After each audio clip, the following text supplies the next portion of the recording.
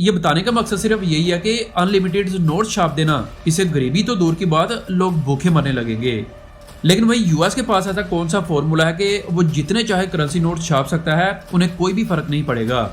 जो countries US के हिसाब से नहीं चलती, अमेरिका चाहे तो सिर्फ डॉलर की मदद से रातों रात उस कंट्री की इकोनॉमी को कोलैप्स करवा सकता है। और पीछे कई बार ऐसा देखने को भी मिला है, क्योंकि यूएस बड़ा स्मार्टली प्ले कर रहा था। इनका फोकस अब ब्लैक गोल्ड यानी ऑयल पर था। इनका प्लान अब ये था कि ये जितने भी ऑयल प्रोड्यूसिंग कंट्रीज हैं वो यूएस डॉलर में ही ट्रेड करें। एक रिपोर्ट के मुताबिक इस वक्त तक यानी 2024 तक 8 ट्रिलियन से भी ज्यादा डॉलर्स पूरी दुनिया में सर्कुलेट कर रहे हैं। यानी जितनी इस वर्ल्ड की पॉपुलेशन है उससे भी ज्यादा डॉलर्स सर्कुलेशन में हैं।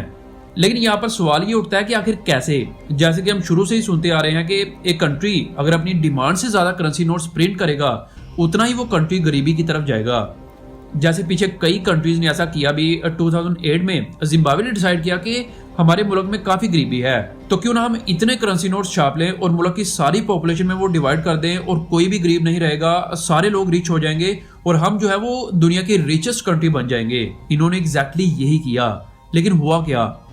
जब सारे लोग करोड़पति अरबपति बन गए, पूरे जिम्बाब्वे को पता चल गया कि सभी के पास पैसे हैं, महंगाई बढ़ने लगी। आप इमेजिन करके देखें कि हालात ऐसे हो चुके थे कि अगर कोई छोटा ब्रेड का पैकेट भी लेने जाता तो वो कुछ इस तरह से पैसे लेकर जाता। छोटी से छोटी चीज की भी प्राइस आसमान छूने लगी। यानी ऐसे हालात हो चुके थे। इसे हाइपर इन्फ्लेशन का नाम दिया गया, जिसके बाद जिम्बाब्वे की गवर्नमेंट ने इन सभी करेंसी नोट्स को डिमोनेटाइज कर दिया। ये बताने का मकसद सिर्फ यही है कि अनलिमिटेड नोट छाप देना, इससे गरीबी तो दूर की बात, लोग भूखे मरने लगेंगे। लेकिन वही यूएस के पास ऐसा कौन सा फॉर्मूला है कि वो जितने चाहे करेंसी नोट छाप सकता है, उन्हें कोई भी फर्क नहीं पड़ेगा।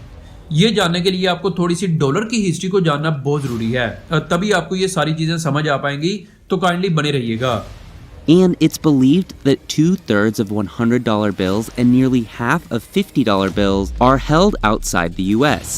In fact, the US dollar is the de facto global currency, meaning it's kept by many governments in reserves and that most people and companies trust it for international trade. 1600 और 70s की दहाई में United states के वजूद में आने से पहले जो अमेरिकन कॉलोनीज थी वो मिक्स करेंसी का यूज करते थे, जिनमें ब्रिटिश पाउंड था और स्पेनिश डॉलर, जिसे उस वक्त पीस ऑफ एट भी कहा जाता था। 1785 में न्यूली इंडिपेंडेंट यूनाइटेड स्टेट ने डॉलर को अपनी ऑफिशियल करेंसी डिक्लेयर किया और 1794 में यूनाइटेड स्टेट्स फेडरल गवर्नमेंट ने पहला यूएस डॉलर का कॉइन इशू किया, जिसे द फ्लोइंग हेयर डॉलर भी कहा जाता था। इसे आप स्क्रीन पर भी देख सकते हैं। वीडियो को थोड़ा फास्ट फॉरवर्ड करते हुए वर्ल्ड वार 1 और वर्ल्ड वार 2 के बाद यूएसए के अलावा तकरीबन पूरी दुनिया की इकोनॉमी खत्म हो चुकी थी। Soviet Union, UK, France, Germany, Japan, इन सारे बड़े बड़े कंट्रीज की इकोनॉमी कोलैप्स हो चुकी थी और यूएसए के पास ये एक अच्छा मौका था सुपर पावर बनने का। इसे इन वॉर्स में ना होने के बराबर नुकसान हुआ था। हालांकि मिलिट्री वाइज तो जापान पर एटॉमिक बॉम्ब गिराने के बाद ये डोमिनेट कर रहा था, लेकिन अमेरिका दुनिया को अपने कंट्रोल में करना चाहता था। इन्होंने देखा कि सभी कंट्रीज के पास इतना बैकअप नहीं है कि वो दोबारा से रीबिल्ड हो पाए। इसीलिए 1947 में इन्होंने एक नया फाइनेंशियल सिस्टम इस्टेब्लिश किया, जिसे ब्रेटन वुड्स सिस्टम कहा जाता है। अब ब्रेटन वुड्स एग्रीमेंट इसे इसलिए कहा जाता है क्योंकि वर्ल्ड वार 2 के बाद तबाह होने वाली जितनी भी कंट्रीज थी, इन्हें ब्रेटन वुड्स हैम्पशायर, जो यूएसए में एक टाउन है, यहाँ पर ये सारे जमा हुए। इस मीटिंग का मकसद ये था कि ऐसा फाइनेंशियल सिस्टम बनाया जाए जिसे पूरी दुनिया की इकोनॉमी को स्टेबल किया जा सके, क्योंकि पीछे वर्ल्ड वार्स की वजह से, द ग्रेट डिप्रेशन की वजह से ऑलरेडी दुनिया की हालत बहुत बुरी हो चुकी थी। लोग भूखे मर रहे थे। इसीलिए फिर यूएसए गोल्ड स्टैंडर्ड एग्रीमेंट लेकर आया, यानी आप पूरी दुनिया से कहीं से भी डॉलर के बदले गोल्ड या गोल्ड के बदले डॉलर खरीद सकते हैं। फिर आईएमएफ यानी international monetary funds, world bank जैसे इंस्टीट्यूट बनाए गए ताकि जितने भी कंट्रीज इस वर्ल्ड वार की वजह से खत्म हो चुके हैं वो आईएमएफ या वर्ल्ड बैंक से लोन लेकर अपने कंट्रीज को रीबिल्ड कर सकते हैं। लेकिन यूएसए ने यहाँ पर एक शर्त रखी कि जब भी एक मुल्क आईएमएफ वगैरह से लोन लेगा तो उसे वो लोन यूएस डॉलर में ही दिया जाएगा और जब वो लोन वापस करेगा तब भी वो यूएस डॉलर्स में ही वापस करेगा। असल में अमेरिका डॉलर को एक ग्लोबल करेंसी बनाना चाहता था।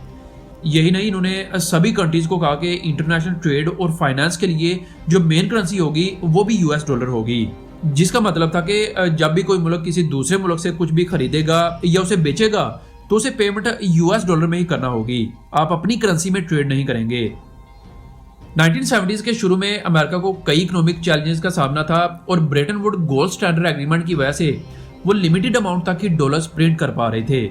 इसीलिए फिर 15 अगस्त 1971 को उस वक्त के प्रेसिडेंट रिचर्ड निक्सन ने अनाउंस किया कि अब यूएस गोल्ड के बदले डॉलर नहीं लेगा।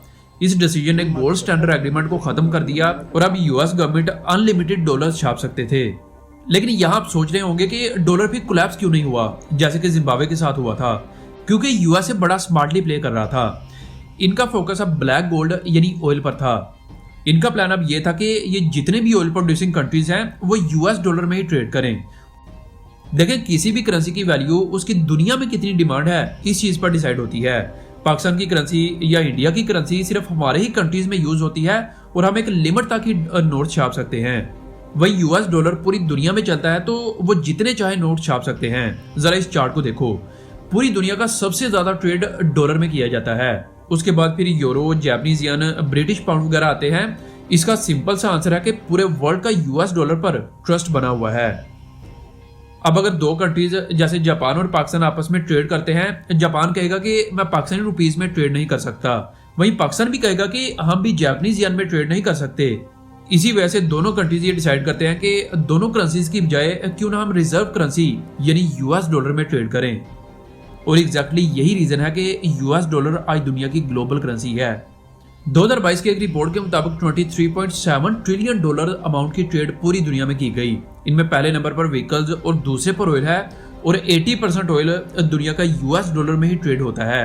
अब अगर ये ऑयल प्रोड्यूसिंग कंट्रीज जैसे कि Saudi Arabia, Iraq, Russia, China, Canada, UAE ये सभी डॉलर में ट्रेड बंद कर दें तो ड्रामेटिकली डॉलर की डिमांड रिड्यूस हो जाएगी। लोगों का ट्रस्ट डॉलर के ऊपर से हटना शुरू हो जाएगा। जैसे ईरान, नॉर्थ कोरिया, क्यूबा, इन तीनों कंट्रीज ने यूएस डॉलर में ट्रेड पर बैन लगा रखा है। लेकिन आज की डेट में अमेरिका को डॉलर की वजह से बहुत बड़ा एडवांटेज है। जो कंट्रीज यूएस के हिसाब से नहीं चलती, अमेरिका चाहे तो सिर्फ डॉलर की मदद से रातों रात उस कंट्री की इकोनॉमी को कोलैप्स करवा सकता है। और पीछे कई बार ऐसा देखने को भी मिला है, जैसे रशिया के केस में देखने को मिला, यूक्रेन रशिया वॉर की वजह से ईरान के केस में देखने को मिला। आपने न्यूज में कई बार देखा भी होगा और सुना भी होगा कि अमेरिका ने फलां कंट्री में सैंक्शंस लगा दिए। तो ये सैंक्शंस कई तरह के होते हैं। एक तो ये कि अमेरिका अपनी कंपनीज, इंस्टीट्यूट, अपने लोगों से कहता है कि वो इस कंट्री के साथ किसी भी तरह का कोई भी बिजनेस नहीं करेंगे, यानी यूएस पूरी तरह से उस कंट्री के साथ पीछे हट जाता है, जिसे देखकर फिर यूरोपियन यूनियन की सारी कंपनीज और दूसरे मुल्कों की भी कंपनीज उस पर्टिकुलर कंट्री के साथ इन्वेस्ट करने से कतराते हैं और ऑटोमेटिकली उस मुल्क की शेयर मार्केट गिर जाती है, फॉरेन इन्वेस्टमेंट रुक जाती है और मुल्क की इकोनॉमी कोलैप्स हो जाती है। और यही सब रीजंस है कि यूएस डॉलर आज की डेट तक भी एक ग्लोबल करेंसी बनी हुई है और ये तब तक बनी रहेगी जब तक कि इसका कोई अल्टरनेटिव नहीं आ जाता। और ऐसा नहीं है कि बाकी कई मुल्कों ने ऐसा करने का ट्राई नहीं किया।